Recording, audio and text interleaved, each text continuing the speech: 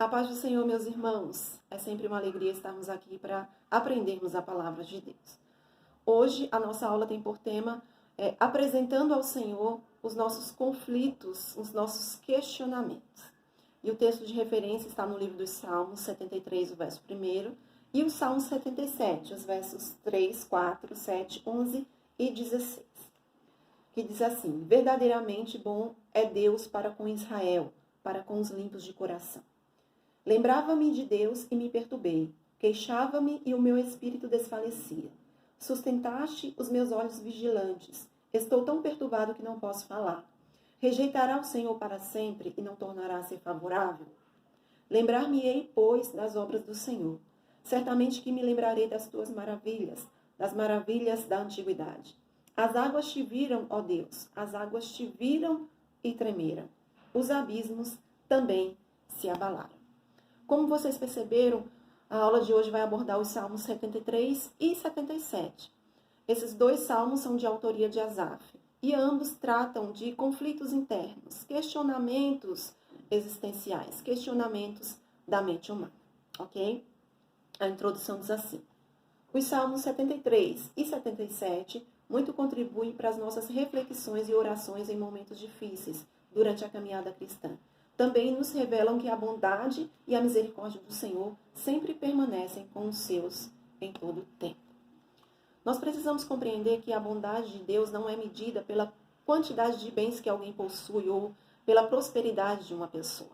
E o fato de Deus permitir que passemos por lutas, aflições e sofrimentos não quer dizer que ele seja mau. Deus é sempre bom e justo. Esses atributos são parte da sua essência. E a sua bondade pode ser vista por meio dos seus feitos, das obras que ele fez, né? E pelo amor que ele tem demonstrado para com a humanidade, ao criar, sustentar e prover reconciliação por meio de Jesus Cristo, ok? O tópico primeiro diz assim: o conflito existencial de Asaf. O Salmo 73 registra pensamentos e questionamentos presentes na mente humana ao longo de sua existência, passando por Jó e Jeremias, chegando aos nossos dias, como a prosperidade dos ímpios e o desafio de prosseguir vivendo segundo os valores cristãos e em santidade. Asaf foi um dos líderes de adoração durante o governo do rei Davi. Ele escreveu esse salmo após ter os seus questionamentos resolvidos. E ele conta que durante a sua caminhada cristã, muitas dúvidas, questionamentos e conflitos passaram por sua mente, mesmo com a sua experiência de fé, mesmo com a sua experiência de vida cristã. Ele conta que houve um tempo da sua vida que ele passou a observar os ímpios.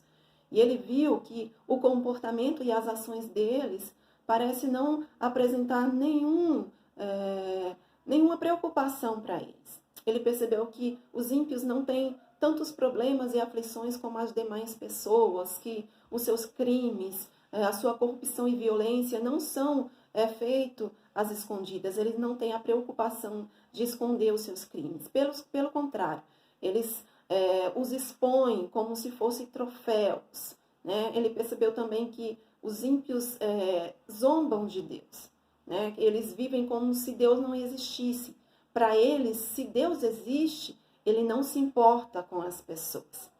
E ele viu que, apesar deles pensarem e agirem dessa forma, eles vivem bem, eles têm uma boa saúde, têm bens, né? Vivem regalados, né? E, ao observar tudo isso, Asaf questionou a bondade de Deus. Ele duvidou da bondade de Deus, porque ele achou que Deus estava sendo injusto por não punir os ímpios de imediato.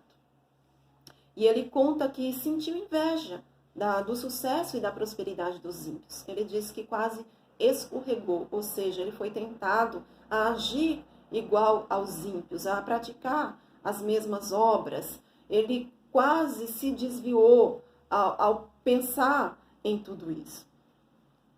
E Asaf chegou à conclusão de que não valia a pena viver de forma justa, honesta e íntegra. Ele observou tudo isso e achou que não valia a pena ser fiel, né? E esses questionamentos que Asaf teve, esse salmo, ele representa o questionamento de muitos de nós.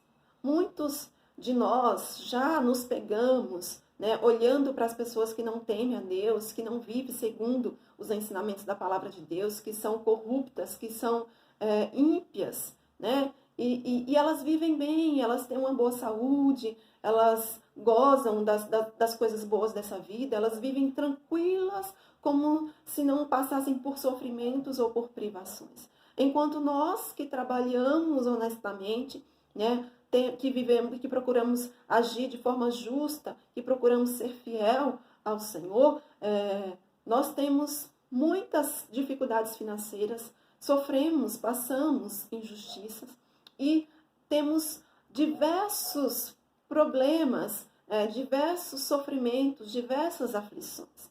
E nós nos perguntamos por que isso acontece, né? Por que pessoas boas passam por coisas ruins e por que pessoas ruins têm coisas boas? Por que tudo isso acontece? Será que Deus não está vendo essas coisas? Será que Deus não se importa conosco? Né? E nós ficamos nos questionando.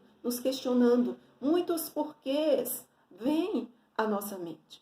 Mas nós compreender que Deus nem sempre pune o ímpio de imediato, mas Ele dá oportunidade, dá tempo para que essas pessoas se arrependam, se convertam e mudem as suas obras. Mas isso não quer dizer que Deus é mau ou injusto. Isso só mostra a sua bondade. Bondade essa que um dia também foi demonstrada para conosco, que também um dia nos alcançou. Mas Deus está vendo todas as coisas e Ele vai retribuir a cada um segundo as suas obras. Aqueles que se arrependerem e mudarem as suas obras receberão perdão e salvação, mas terão que arcar com as consequências dos seus atos, dos seus erros. E aqueles que não se converterem, que não mudarem de comportamento, eles também pagarão pelos seus erros nessa vida. E na outra vida, eles passarão a eternidade distante de Deus. E não tem coisa pior, não tem recompensa pior, né? De não aceitar Jesus, de não mudar os seus atos, do que passar uma eternidade distante de Deus, uma eternidade de sofrimento, de dor, né, de angústia, né? Então não existe nada pior. Então cada um vai receber segundo as suas obras, mas no tempo de Deus, né? E Deus sabe como agir. E a nossa mente, ela é frágil, ela não consegue compreender, né, todo o agir de Deus, muito menos o seu pensamento, os seus intentos. E nós precisamos compreender também que o bem maior da vida humana não consiste em prosperidade ou ausência de dor, mas na proximidade com Deus, né? O propósito de Deus não é enriquecer as pessoas ou eximi-las de sofrimento, mas é proporcionar perdão, salvação, vida eterna, comunhão com Deus, né?